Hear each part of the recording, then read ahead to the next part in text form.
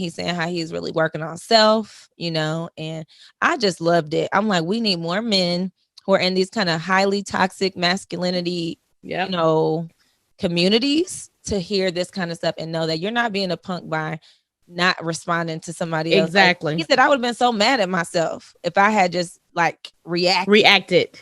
Yeah. Yep. That's not self-control. That's not being strong. That's not being, a man, a woman, whatever. That's not, it's just not that. And it does take maturity to kind of see that.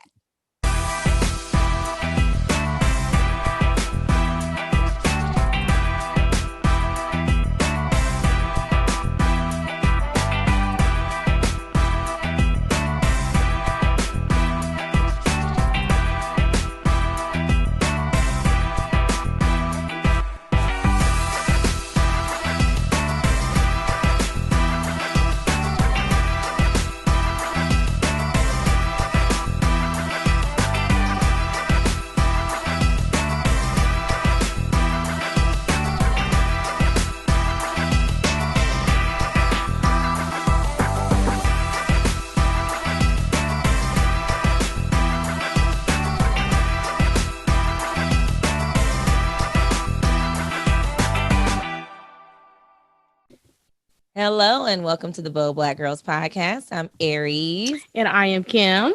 Hello, Kim. Well, hi, Aries. How are you? I'm good. Sunday, fun day. We didn't get a chance to go to the golf course today. We did not get a chance to go to the golf course. It's ugly. As planned. It's ugly. Well, I wouldn't say it's ugly in terms of Dallas, right? In terms of golfing weather. Yeah. Yeah. It's gloomy, cloudy. Yeah. So this is kind of like, we were going to go yesterday and then I was like, look, we're flexible and agile. So whenever the mood hits, if we're like, it's all good. We don't be tripping off of stuff like that. And we don't get upset. Some people would get upset. Like, we don't get upset or easily offended by it. They'd be like, I had plans and you said that we were going to go here at this time. And I'm just, no. But chill. He was like, chill, okay? Like, I'm down with it. Like, if it's somewhere we bought tickets to something, yes, you gotta go. Like, that's different. That's like dropping the ball on something. Yeah, but it's like we were just kind of, you're like, okay, now you're shaky and a little flaky there. But if it's like we just kind of had this idea to do things, then go with the flow. Yeah, because I was chilling. Me too. I laid around. I was sore from working out. So I was literally trying to learn how to rest my body from working out. I had to tell, I was like, look, rest. And I'm so glad I did recovery. It is. I feel like I recovered or I'm recovering. I soaked in some Epsom salt and probably took about 3 different naps. That's nothing new to you. I was going. I know. I told you. I don't know if I shared with you that a few of colleagues and we got in the backyard. I feel like you did. Yeah, I think I did. I fell asleep on them. Mm-hmm. Yeah. I'm really trying to do better. That's so It's hard. It's hard. Yeah, I laid up yesterday. I've been waking up in the middle of the night the last couple nights, and like I had a real nightmare last night. I had to wake up. I had like some serious anxiety stuff happening where I was like, I got to pray. Wow. It's out of here. Cause I told Kim, she be laughing. I'm like, I really do have some PTSD stuff because when I have nightmares, it's always like somebody shooting at me, somebody trying to kill me. It's guns, it's blood, it's trying to get out of here and move here. Like it'd be some serious. I'm like, Lord, I don't think I've ever had. Okay, I've had it like where I'm trying to escape something, but not at the frequency that you have these dreams. Mm-hmm. No. I'm like, So I got to read my little devotionals. That's kind of my way to combat it, Good. So I'll wake up and I'll just be like, that's a good way. This, read the word. That'll help get it out of there. Yep. My dad is here. That's right. For Thanksgiving, right? Yep. So he's here. The boys, they just been ripping and running since he got here. He had them at the batting cages. They went golfing. They did all the stuff. So he's like Mr. PE for you. Yes. I was like, you are the physical education instructor this week. So yesterday he was working. He had to preach today. So via Zoom. So this technology is making everything easy for everybody. But he had been working on his sermon. So when we didn't go yesterday, it was kind of like, well, he working on his sermon. I'm Right. relaxing. I was recovering too because me and LJ had this wrestling session the night before. He's I just like love me. We're it. so competitive. And so like he was trying to get this ball away from me and I wasn't letting him get, and we were going there. I'm like, LJ is getting stronger because I had to kind of work a little bit, but I'm like, you ain't about to beat me. That's what you're not going to do. So we were going at it. LJ woke up. He had all kind of like welts and like all kind of stuff on him. Wounds, huh? This is a part of the game. This is how it works. Oh my gosh. And I was like, why am I sore? And my dad was like, that's from that wrestling with LJ. I was like, oh yeah, show it. I love, because I love to wrestle. Mm-hmm. So it was fun. We just, that's our competitive nature just kind of just kicking in. So we had a good time. But I relaxed yesterday. Did a 20-minute workout, bike ride on the Peloton. Okay. Went and got my nails done. Yes, I love it. You have had a productive week. Now, me not so much. Not for the weekend. I skipped my workouts. Productive week. I had not a weekend, so I got a couple of text messages like, "Hey, I'm working out." I'm like, "Well, have a great time because I'm gonna stay in this bed and rest." Ain't nothing wrong with that. That's what I told you. I'm like, rest is a part of the workout. If you go to yoga, savasana, that's the part where your body needs to rejuvenate and like that's true. Muscles need to get back together and stuff. So that's true. That. But as far as the week, yeah, I do 5 days a week at least, and I get up early. Like 5 o'clock. This is why I'm asleep by 7-ish sometimes, between 7 and 8 now. Just because I'm up so early and I'm starting to wake up too in the middle of the night. And I'm like, what is this? I'm like, God, what are you trying to tell me? So what I do is I intentionally don't open my eyes. I just try and keep them closed. Because once they're open, it's like you're up. I'm like, See, I can go back to sleep, so I can, but I'm telling you, if you open those eyes and you turn on the television, if I turn on the television, I might be up for an hour or so. Yeah. Jada, our first lady, just talked about that this morning in her sermon. Yeah, how she tried to keep her eyes half closed. That made me laugh. And how she walks to the restroom with her eyes closed. Right. I'm like, see, y'all do it too much. I just get up. It'd be like, I'm gonna go back. But I fell asleep at like 8:30 last night. But I think because when I went to get my nails done, you were relaxed. I was relaxed. I got my feet done. So she was massaging my leg, everything. And I had 2 glasses of wine up in there. So that probably, I'm sure it had a lot more to do with it than. Oh, you were really relaxed. You were put in a relaxed state. I felt like really just pampering myself. I felt like just, you know what? I haven't had my nails done since before the shutdown. I got my feet done like once. So I was like, I think these dogs looking a hot mess, and just because they're not out in no sandals, I mean, I don't want to even look at them. That's how I have on footies right now because I don't want to see them. I was like, this is too much, and plus I have my new like purity ring that I bought myself from Tiffany. Tell us more. To our friend Lateris, who from the Dear Future Wifey podcast. Yes, he had a guest on, Listine Bell, I believe her name is. And that's kind of her ministry, is about like purity and women and all this stuff. And I'm like, I would have never thought about this a year ago. I never would have. But right before the shutdown, like a month before, I was like, I'm tired of this. I don't, the cycle of just, what are we doing? What am I doing? Right. And then the world shut down. I was like, God, shut this world down for me. Because and many others. It isolated me. It actually made it easier for me to just kind of rethink about how I'm living my life and what I want to do and stuff like that. And some people might be like, why are you doing that? You got 2 kids. You've grown. So that don't mean I need to keep doing stuff. So for me, it's just been a process that God's brought me through, because this is not something that I would have personally just been like, I'm about to do this. So no, it's really like a commitment to myself and to God, just saying that I want to stay keeping that part of my life private until pure and private. If he decides that I need to get married again one day, then I'll stop. But other than that, just gonna make that commitment to myself. So it's a personal journey. I love something I'm choosing to do myself, which I realized after this year. It's been 10 months now. So I'm like, I'm good now. So just something I can stick to, because I'm like, if the world opened up, I don't want to just be like, okay, well now we're back, so let's get back to what we were doing before. Bye, Tiffany. Yeah. So it kind of is like, okay, you made this commitment in this. A commitment is keeping that same energy in the mind that you did it in at first, keeping it when that energy is gone. So Don't how be you tempted by the flesh. People be in jail, they be like, I'm going to the Lord, I'm coming to God, and then they come out and they be like, yeah, I forgot all about that. Exactly. So I don't want to be that. I don't want to be that. So it's kind of accountability as well for myself. Yeah, when you shared it with me, I want to say it was last week. You was like, I ordered my purity ring. And I told you, I said, well, I guess I need to get me one. And you was like, yeah, girl, you need a real one. You need a diamond, girl. The way mine is like the first level, because I'm still like within the 12-month time frame. I was like, Kim, she been doing this before all this. She had been committed. So I'm inspired by you. Shoot. Oh, well, thank you. So I'm looking for the right one. Like I was like, I just didn't want to jump on the first one. I was like, let me look, because I actually do deserve it.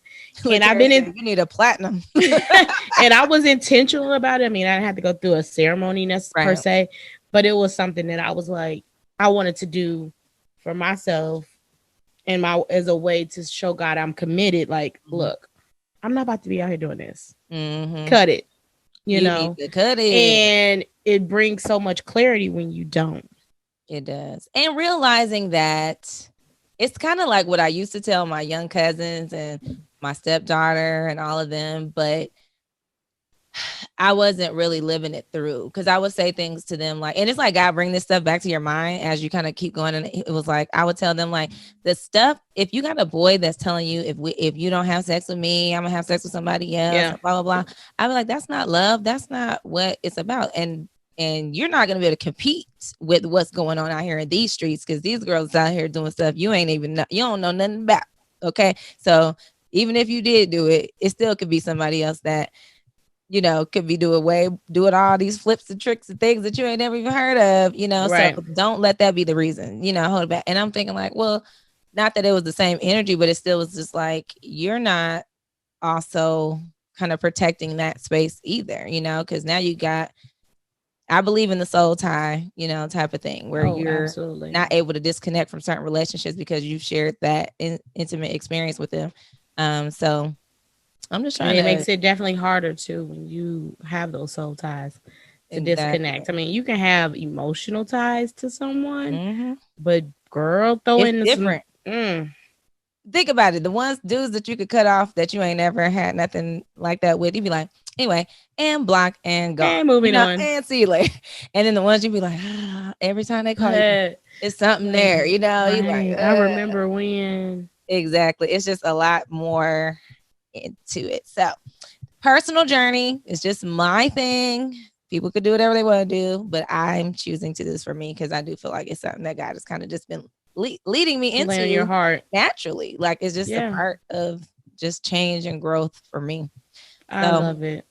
Anywho, a lot of I feel like we had a lot of music in the culture was represented with music this week. Absolutely. In the space of, as we were thinking about what we were going to talk about today, I was like, is the week of Thanksgiving. Tomorrow will be Thanksgiving. And I felt like I saw a theme of like forgiveness, and I added gratefulness in there because obviously Thanksgiving, all that. But so there was like some other things that I'm like, I'm grateful for. But 3 things that I wanted to kind of bring in. I was like, okay, lack of forgiveness, in need of forgiveness, and in the process of forgiveness. I like it. I picked up from a lot of the talk that we had this week, just kind of in the music business, in the culture, things that took place. What were your thoughts on Meg Thee Stallion? Meg Thee Stallion. So Meg Thee Stallion, and for those who didn't know, she and Tory Lanez, who's another artist, I guess that was about, I don't know how many months ago that was. About 3 months, maybe. I don't know. Around we don't know. We lost track of time. Anyway, I don't even know what time. What is time? I don't even know no more. But he shot Meg in the foot. Yes. And there was a lot of controversy because she really didn't say anything at first, like as far as who did it and all that. They knew that he must have been the one that did it, because you know, it was just kind of like 1+1 = 2. Y'all was together when, you know, all this whole thing. So she felt like she needed to be quiet a little bit and tried to protect him almost in the first part of this, because she really did. Like part of our nature of being as Black like, women. Yeah, it's like, even though you harm me, I'm gonna try to protect you a little bit. Yeah. And then it just got ugly because he started tearing her name down in the public, you know, saying she lied, she did that, you know, all these things about her. And finally she broke her silence, told the truth. Apparently he paid one of her friends to be quiet as well. That's what that in that song, this song that she just put out a new album. She Shots fired it all out. Yes. So what were your thoughts on the song? What were your thoughts on? I listened to the song, but you know, I wasn't really intentional about. I listened to the whole album because I went on a bike ride. I was like, let me listen to it. I don't remember. I heard some of her lyrics from the Shots Fired, but in terms of like her lack of, she might need more time. Like everyone's forgiveness is not instantaneous. And I don't know where she is in terms of her life journey. Like this album was raunchy, and I'm like, wow, this is even a little bit raunchy for me. And then I started thinking, like, dang, is Kiara listening to this and this? Like, because when I'm thinking about this, I'm like, okay, they're around the same age, so you're promoting this. Please, when you listen to these songs and these lyrics, do not go out there and have application. Right. And I think we need to delineate that, because you have to be careful what you listen to. That girl, I was sitting here and I laughed because you know how we've watched the Rap Game with JD, how he takes the kids and builds their rappers and then get them into, and one of them gets to be on So Def, whatever. And me and my boys, that's kind of a fun thing that we have watched, right? So that first series, he had Mulatto was 16. She was like 15, 16 during that time. And now she's like a whole different rapper, because they were like, oh, Mulatto, such and such, right? They pulled some up and I was like, whoa, you can't listen to her anymore. Like, because she's talking about a whole other stuff that my boys, I'm like, okay, now they know about sex, but they don't know about sex.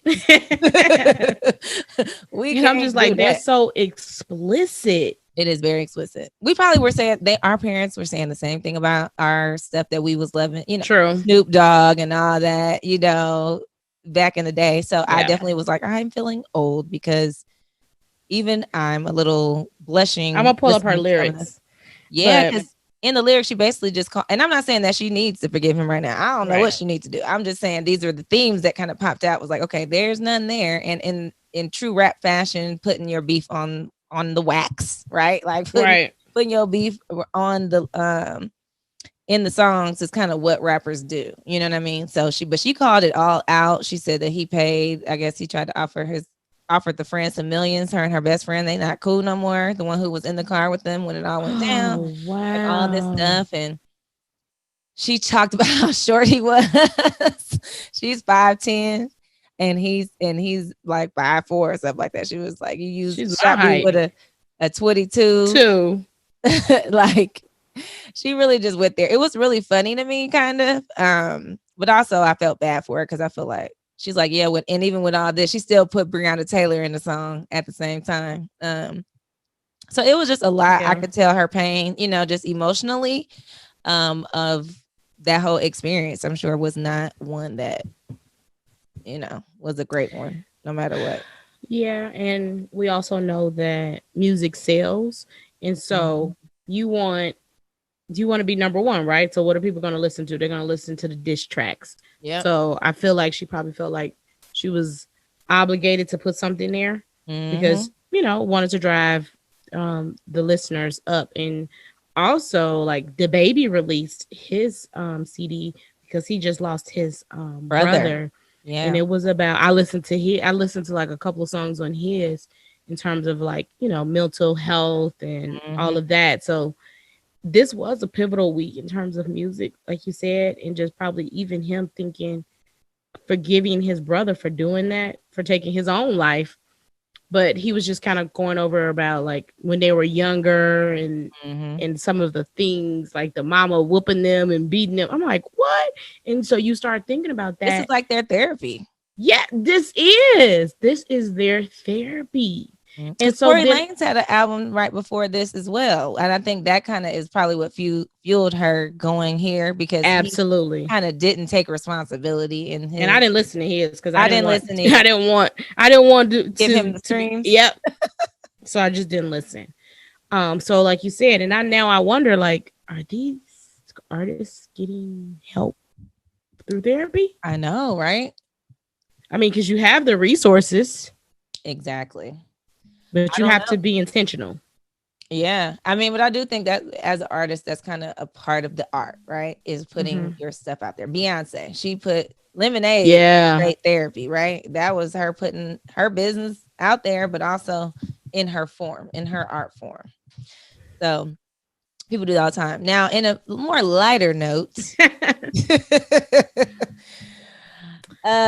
funny trending on Twitter and everywhere else this week was about if y'all know any old school gospel folks, Kirk Franklin is the one, right? And he actually was like our edgy gospel guy we were coming up. You know, the old folks be like, that's too worldly. Yeah. He's too worldly, because you would be hearing, look, I ain't gonna lie, when I was in college and we'd be going out, you will definitely hear Stump in the club.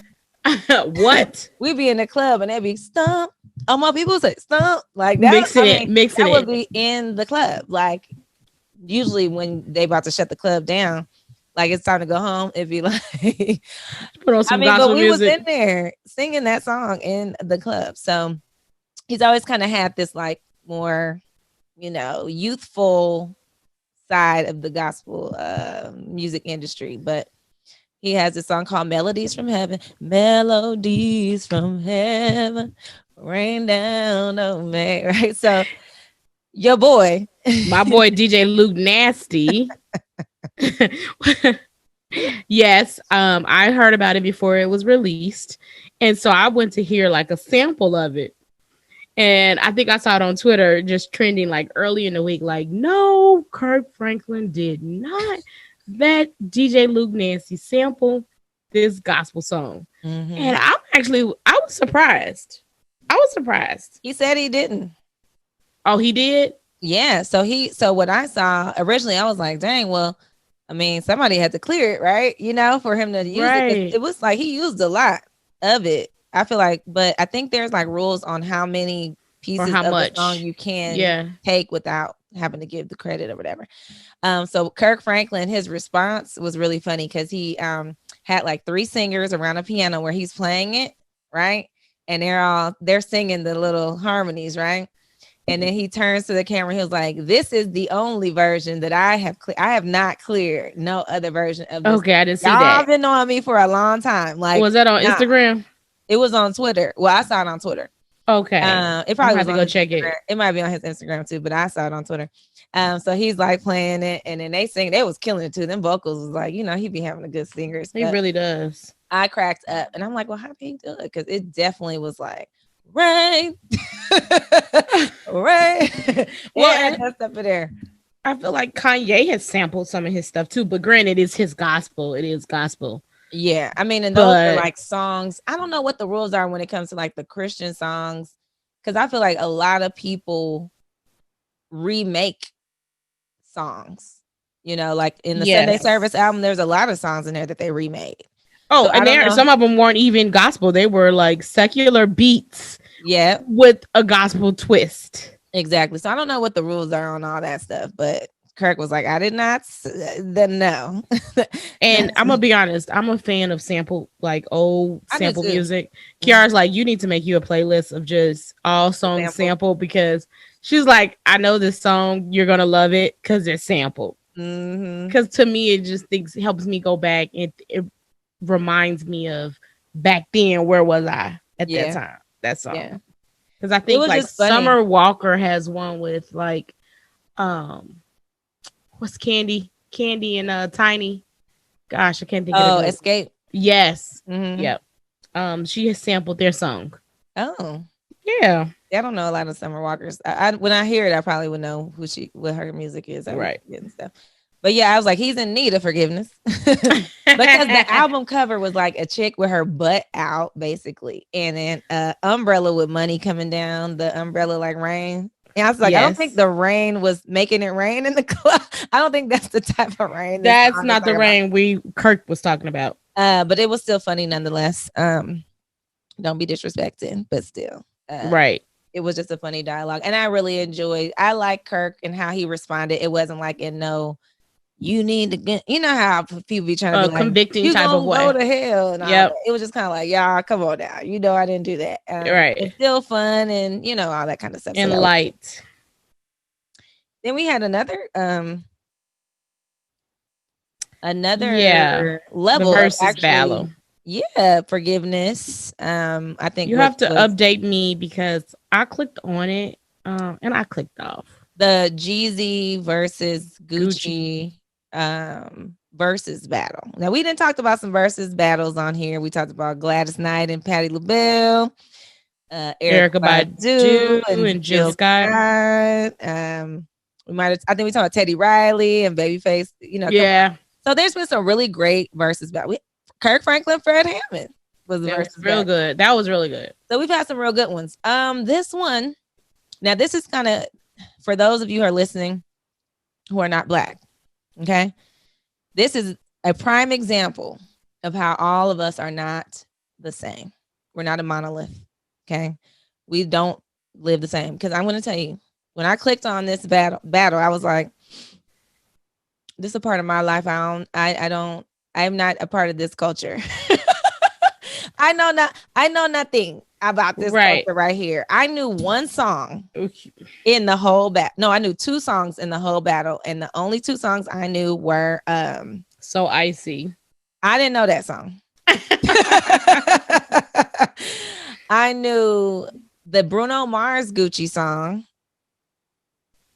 I drink till smoke till I'm so fly. Don't you? Was it super fly? You know I'm super fly. That was on only because it was on Bruno Mars album. It's on Bruno Mars album. So okay, that's why I knew that.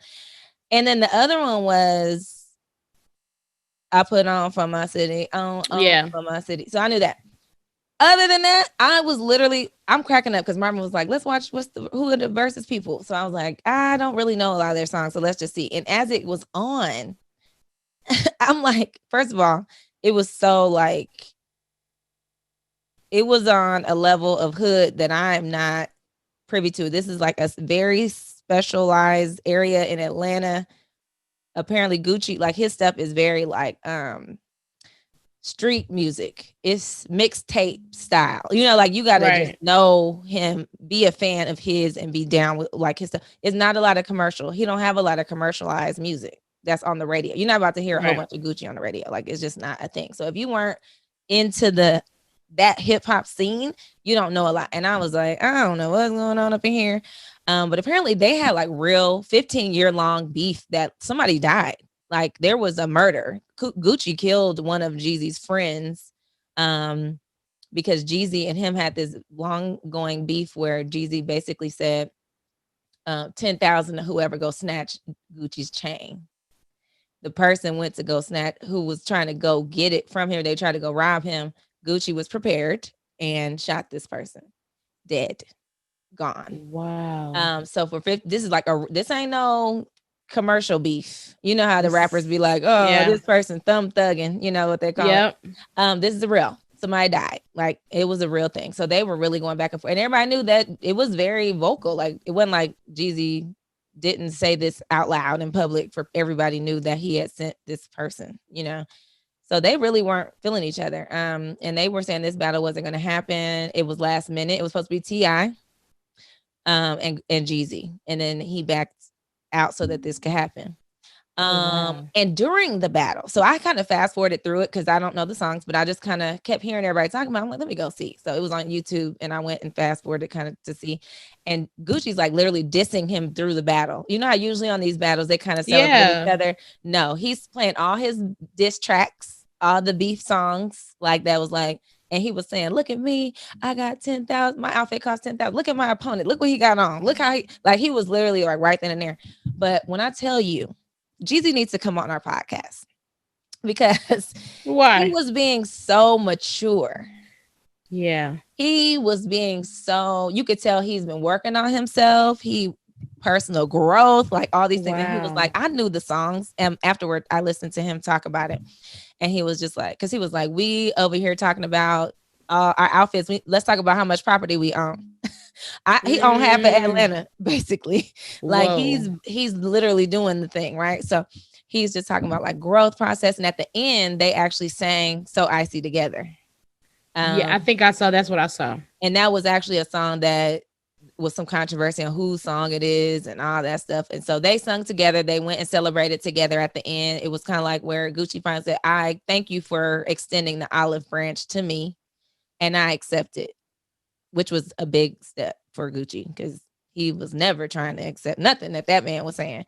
You got somebody who tried to kill you. I mean, I don't know if they tried to kill you, but basically somebody tried to rob you because of this person's word. And, right, you know, you could have went to jail for that and just all kind of stuff. So I thought it was really big of them. And I thought it was big for our culture and for the community, these people who look up to like these street guys and they're the rough and tough guys and blah, blah, blah. And it's known in the street that somebody disrespects you, like you got to handle it, you know, or you look like a punk or whatever it is. And so to see these kind of like cultural icons, you know, making amends, and showing growth and stuff like that, which I think Jeezy definitely led in that because he wasn't like responding to that. He said, if I allow what somebody else is saying or doing to affect me and change how I'm going to be, now they're controlling me. And I've lost control. And I love it. And I just was listening come on, bruh. Like, I don't even know how old they are. But he's done the therapy thing. Like he's been doing that. Like he's vocal about that. He's saying how he's really working on self, you know, and I just loved it. I'm like, we need more men who are in these kind of highly toxic masculinity, you know, communities to hear this kind of stuff and know that you're not being a punk by not responding to somebody else. Exactly. Like, he said, I would have been so mad at myself if I had just like reacted. Yeah. Yep. That's not self-control. That's not being strong. That's not being, you know, a man, a woman, whatever, you know, it's just not that. And it does take maturity to kind of see that. Wow. I thought, I like that. I like it. Like I said, I caught So Icy. That's about it. So I must have caught the end. I probably couldn't even tell you. I think I know what Gucci looks like. I don't know that I know what Jeezy looks like. I mean, I think I know there is one song that I like of his on my playlist, but that's about it. You know what he did? My President is Black. Yes. He did that song when Barack Obama became the president. Yes. So yeah, I mean, I think it did what it needed to do. I could tell that I was not a part of that culture because while it was going on, you know, the comments are the best part of verses to me. Like reading everybody, and they were like, "This is so, oh my gosh, when I was in high school, blah blah blah blah blah," and people are like, "The culture, Atlanta's winning." I mean, they were so. The comments were like, "Oh my god, this is affecting people's life." I have no idea what's going on. Exactly. Oh my gosh. I said, I wonder if this is how, you know, white folks who listen to our stuff be, you know, they're like, what's this? I don't know what this is, but Jeezy. Okay. Who's Jeezy? Cool. Like a Gucci purse? This is literally how I felt. I was like, now I know what it feels like to be lost as a heck. Like in some of this stuff. I was so lost. So don't feel bad if none of y'all know who the heck we talking about, because we barely know who these people are.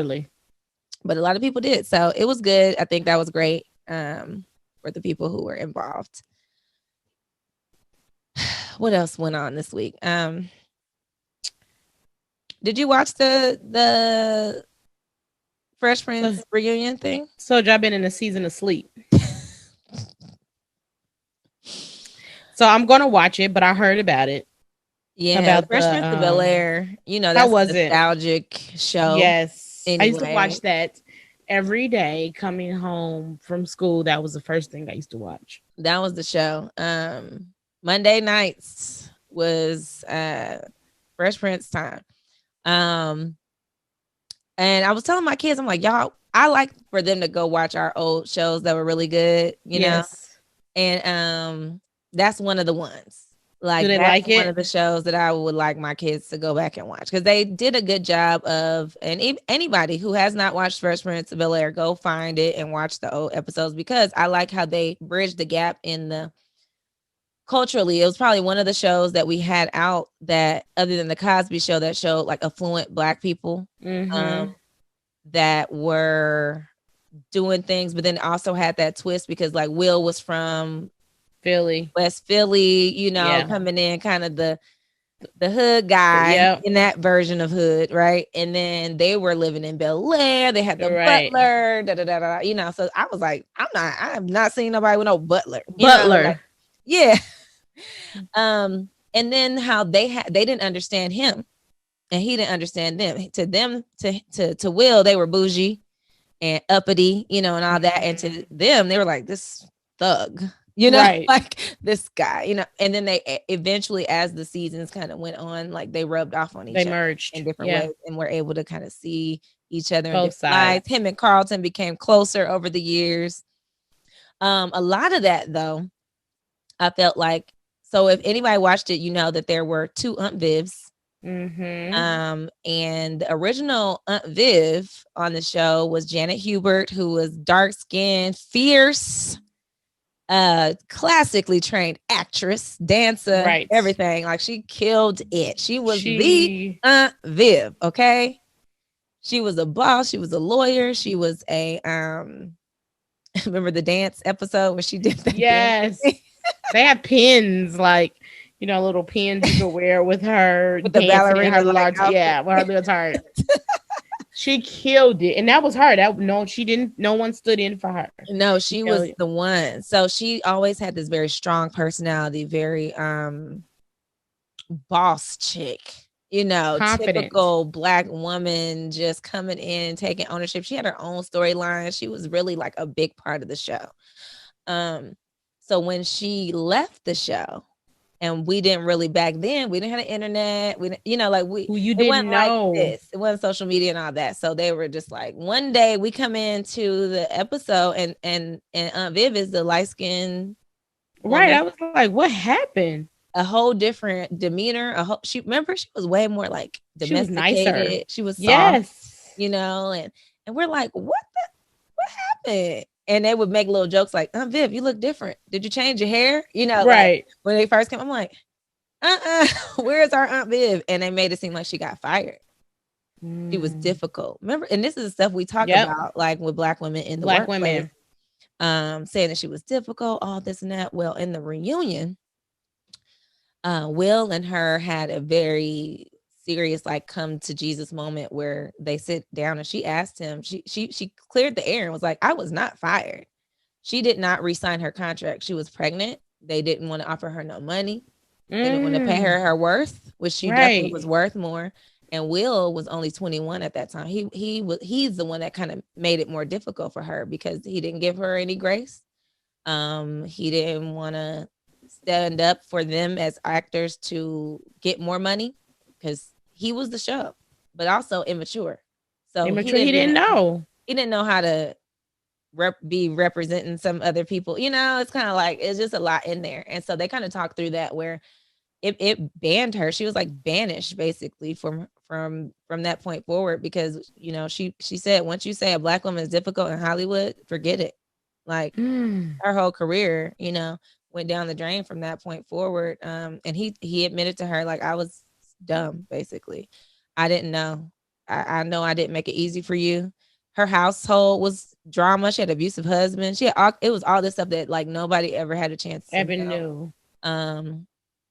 She'd been tearing them up in the media, you know, ever since that. Like, she would call them out, you know, called him out and stuff like that over the years, and she apologized for doing that, and he apologized. So it was like a real sweet moment of them coming together, which I think was really big.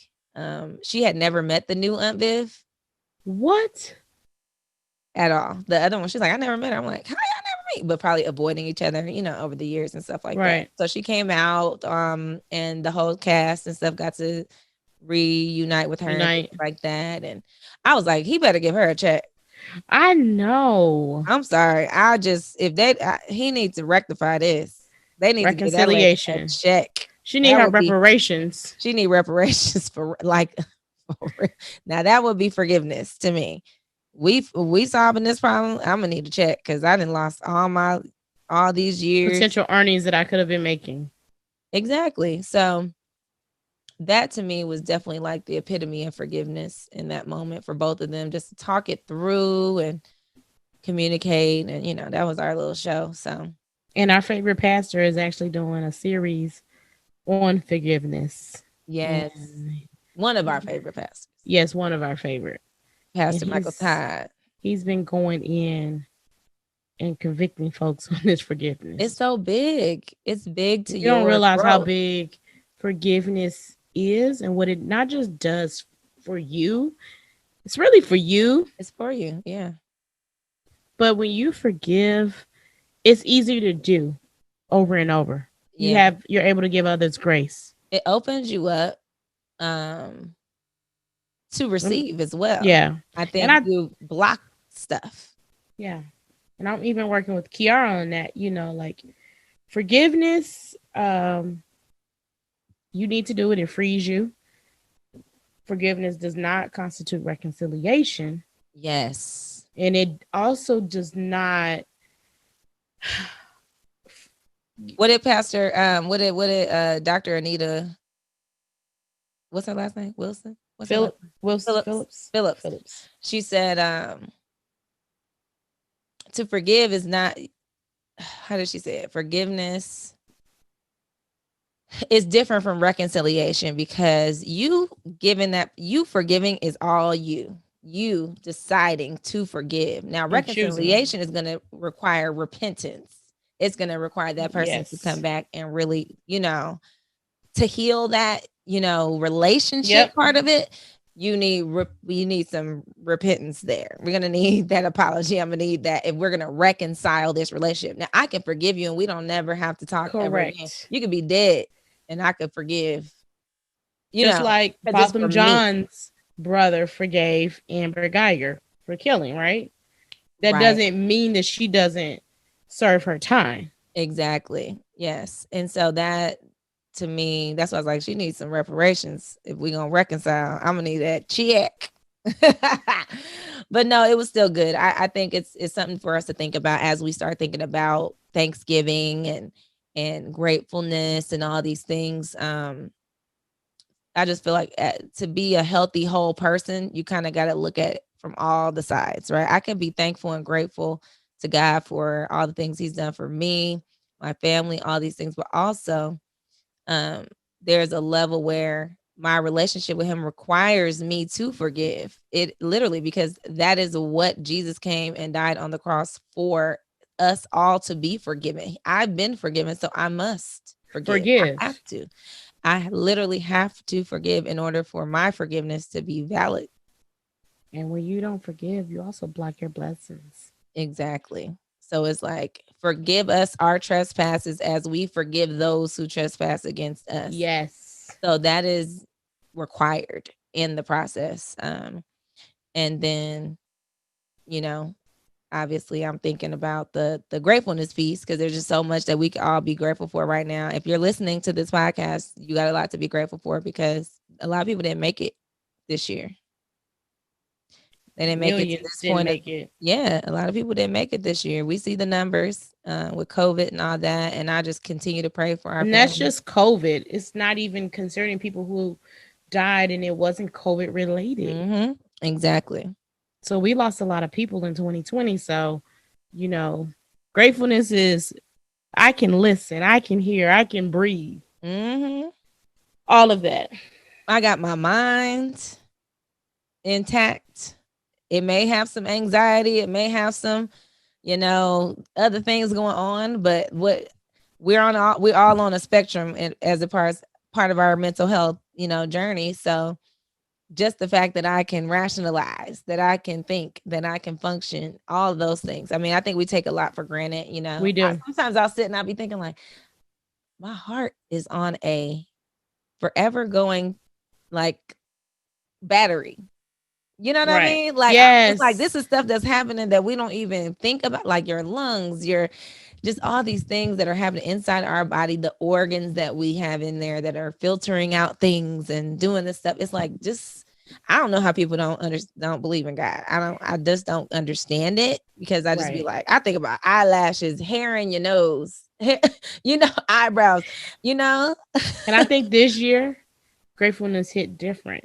It sure did. I'm even wondering, like, to be honest with you, like, I know Christmas is coming up. Someone's like, what you want? I say good health. There's nothing I need. Yep. Right? I have everything I need, and I don't even want any gifts. I hadn't even thought about it, to be honest with you. Exactly. I had to have that. I said something. I said, me and my kids ain't even talked about gifts. I'm like, what y'all want? You got everything. You got the computer. You got the PlayStation. You got the this, the that. Right. You already got the little wants, and you don't need nothing physically. We got food. We got shelter. We have, we got all the basic necessities. Yeah, we got it. So what else? What else?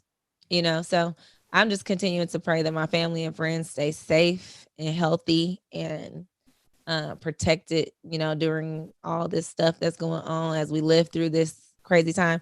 But I got something I want to be grateful for that's going to be lighting up this mood. Tell me. Girl, let me tell you. Michael B. Jordan, honey. He is the most recent People Magazine Sexiest Man Alive child. Coming in after John Legend, right? And yeah, I wasn't really, I'm not a John Legend. Not that person. I don't look at him like that. I don't. I was like, really? I didn't see it. I'm not seeing it. But I don't think the criteria is like what we think the criteria is. Because if it was my criteria, I would have had Morris Chestnut would have been the best sexiest man alive at some point. I love him. I would have had a whole bunch of other names on there. But Michael B. Now I see he didn't crept up on me, because I really wasn't like, oh my God, on Michael B. Right. for a long time. I was like, he's cool. Okay. Because he was younger and coming to listen. After he was on Black Panther, even on Creed, I was like, okay, cool. Right. After Black Panther, I started looking at him different. I said, now, Michael, you out here looking good. Okay. So I was looking at all the photos. I'm like, yes, he deserves this. And there's only been 5 Black men as sexiest men alive on the People Magazine. Did you know that? What? I did not know that. Denzel. The Rock. Okay. You just named John Legend. 3. Idris. And now. And Michael. Wow. Mm-hmm. And I think they've been doing it since 1985, or I don't know, somewhere. And it has some raggedy people as the sexiest men alive on some of them. I was looking kind of like, who has been the sexiest man alive? And I was looking through, and I'm like, no. Some of these, I'm like, y'all, they must have had some movies coming out. It's like, who they must have what's the selection? What's the criteria? Yeah, I need to find that out. I want to know this. I think it's a fun kind of thing to do, but I was happy that Michael got it, because we actually have been having the last few. It's been Black men, so I just thought that was funny. That's awesome, though. Something that we could kind of lighten up the gratefulness on. What's up for Thanksgiving? What are you and Miss Sharon and Kiara got going on this year? Oh, so we're gonna do our usual, just cook a little bit here, and one of our traditions is like kind of like binge watching like all of our throwback Christmas movies and getting in our little pajamas. So that's pretty much it. I'm gonna try and find some sweet treats around somewhere. I might go to Cookie Society. Yes, I got a gift card for us. Oh my gosh, I know, right? So my coworker sent me a gift card. So that was so kind. I said, that's me and Kim's spot. Ooh, I love that place. Maybe we'll wait till after Thanksgiving. Let's wait till after other sweets. And maybe what we'll do is go over there like before after golf. But yeah, we're just really gonna chill. I'm looking forward to catching up on some there's a new Netflix Jingle Jangle Christmas. Yes. Did you watch it? I haven't watched it yet, but we're gonna watch it. Okay, so we're gonna do that. We're just gonna have a list of things, and that's about it. I mean, just the 3 of us, so we can be safe. Exactly. And of course, I'll probably go like work out, go ride my bike or something. What about you guys? What are you cooking? We are cooking dressing macaroni, sweet potato casserole, some string beans.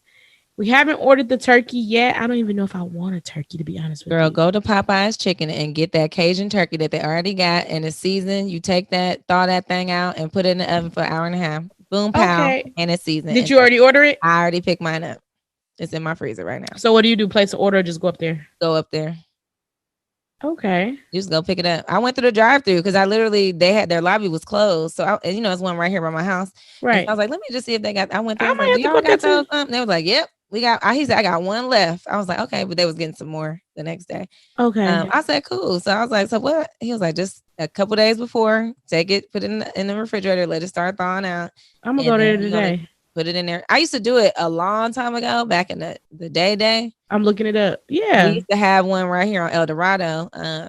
That was so much easier because I'm like, it's already seasoned. Child, I know how to cook a turkey. Let me let y'all know. Let me put it out here right now. I cook a whole Thanksgiving meal typically for multiple people. My friends have come. I've done the Friendsgiving. I do it all. I do the roasted turkey. I've done fried turkey, macaroni, dressing, sweet potatoes. all of it. All the things. Yeah. So I know how to cook. Okay. But this year I'm not really feeling doing. I mean, first of all, it's me, my mom, my dad, the boys. That's it. So I got that turkey. Sarah, our homegirl Sarah, I'm gonna get a pound cake from her. Pay me a slice. For her business, and yeah, that's for the community.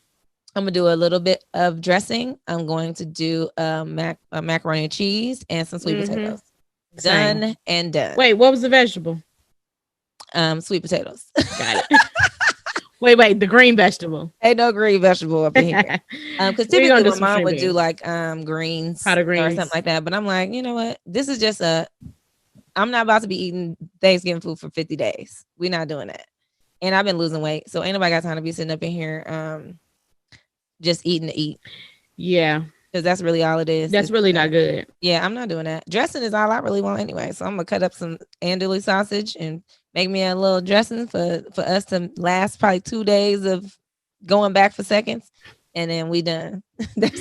I'm not doing that. I'm gonna be on my Peloton every day that I eat any of that food. Oh my gosh! I can't sacrifice it just to say we eating. Yeah, same. And actually, I recently donated to the local food pantry just because I was like, you know what, I'm blessed to have food. Minis? So, yep. So I just was like, let me, donate to, because I know there are a lot of people that are not employed right now. Mm-hmm. So that's also a tradition that I'm trying to do every year, is like donate or something. Like I haven't gone hungry, as you can see. Mm-hmm. So I want to make sure that those who don't have can have something. I haven't gone hungry. I'm trying to think of something that me and the boys could start doing as a tradition during the holidays to give back. And one of the things, like, I wanted to adopt a family, but I wanted something that like the boys could visually be a part of the giving back. To exchange. So if anybody has any tips on that or any ideas, like, let me know, because I really do want to start. I want them to physically be a part of something where they're seeing. They need to see. These kids be so isolated and like in their own little suburban bubble, or whatever over here. They're not experiencing life the way I did. I was the one. We was in the line going to get the food. Okay, so right. So my kids don't have that experience. Thank God, and I don't want them to have that experience. I'm not that type of parent where you need to do it. You don't need to go through what I went through. I already did it. Okay. Right. We don't need no government cheese over here. You don't need to thank the Lord, but I had it. The Lord, okay? But you need to know what that looks like. I want them to understand it and know that you are blessed. You don't hardly know you blessed if you don't see what could be. That's what true. Would be, right? That's so true. That's something I definitely want to get more into a habit with them on. So if you find something, let me know. And if I do, I'll let you know too. Please. And listeners, if y'all know of some ways to do that with kids, let me know, please. Let us know. Yeah, that would be great. All right. Well, what about you? Oh, you did say you're gonna cook. You all are there. Any movies? You're not watching any movies? Games? You got that game that I got you all. So this will be the perfect time to do. What game? Oh, for the kids. The kids. Yeah. They love with your dad and your mom. Yeah, we're probably gonna do some little stuff like that. I mean, that's something that we do stuff like that all the time. It don't even be the holiday. We play Uno the last couple of days. They've been on this Uno kick. So they love to play games as a family. Like the boys love that kind of stuff. So definitely we'll probably incorporate some things like that as well. But girl, keeping it simple, because I'm not usually me and my mom would have drove down to Houston, been with my family, big old, thing. I'm not doing none of that because I just don't want to put us at risk or anybody else. So trying to be responsible, girl. Same. You can't be out here spreading this stuff. And I just really want to be able to see next Thanksgiving. So exactly.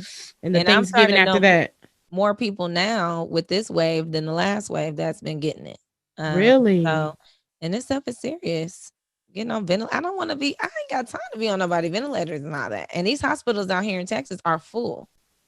Yeah, so there's a and they're not showing it like how they used to show the percentages and all that. They need to, because now you can't afford to get sick because there's nowhere for you to go. Where are you going? Right. And I don't want to get the bootleg service when I go. If I have to go to the hospital for something, I don't want to put me in a tent outside with the, no, we don't. Let's not do that, y'all. Let's try to do our part as much as possible. So anywho, any call to action we got? Reflect on your gratefulness this year. Be safe. Yes. Right. And also, if there's someone you need to forgive, work on that forgiveness process and what that looks like for you. It could be baby steps. Yeah. Because I think we need to do that more now than ever, is more forgiveness. Because tomorrow is not promised. And you don't want to be that person saying, dang, I wish I would have been able to get that cleared up before. Exactly. You never know. And I would say that's it. Those are 3 things. I like it. I think that's good. Thanks to our Bold Black Girl of the Month this month. Yes. We had Latanya Smith. We'll link some info for you to go follow her on LinkedIn. And we only have, how many more episodes we got? 3 or 4? Before the end of our season. 3, maybe. Yeah, I think we have 3 more episodes. If y'all have any topics that you want to hear, let us know. Anything you want to recommend, we're going to start kind of trying to engage more with you all to get some insight on as we start building up for the first quarter. If you guys have specific topics that you have not heard us talk about and you want to hear us talk about, or certain guests that you'd like to recommend us to bring on the podcast, or bold Black girls that you see out there killing it in the game, and you think that'd be great to feature on our segment, that would be also well received. So you just send it either to boldblackgirls@gmail.com, or you can go over to boldblackgirls.com and send us a message on the website or Instagram or wherever like that. We're pretty accessible. So enjoyed you today. Yes. Kim bought us these professional Black girl t-shirts. These are super cute. They are. Who did you get this from? All I know is blackprofessionalgirl.com. Blackprofessionalgirl.com. Shout out to you. Yes. For our shirts. And I love it. I do too. I was like, I can't wait to start networking, because it's probably going to be one of my first shirts to wear. Yes, I love it. So support Black businesses, support small businesses, especially for Black Friday. Black Friday, which is gonna be this week. Yep. So I ain't even looking. I've been looking at some furniture. That's about the only thing. Same. Couch. That's about it. Me too. But I'm like, I'm in the hype of this Black Friday stuff. I'm not about to spend all my hard-earned money. Exactly. Hard-earned and the money that you've saved. Exactly. I've been doing too good to let it all go like this now. All right, y'all. We love you. Thank you for your support. And we will Happy Thanksgiving. Have a bold week. Peace. Peace.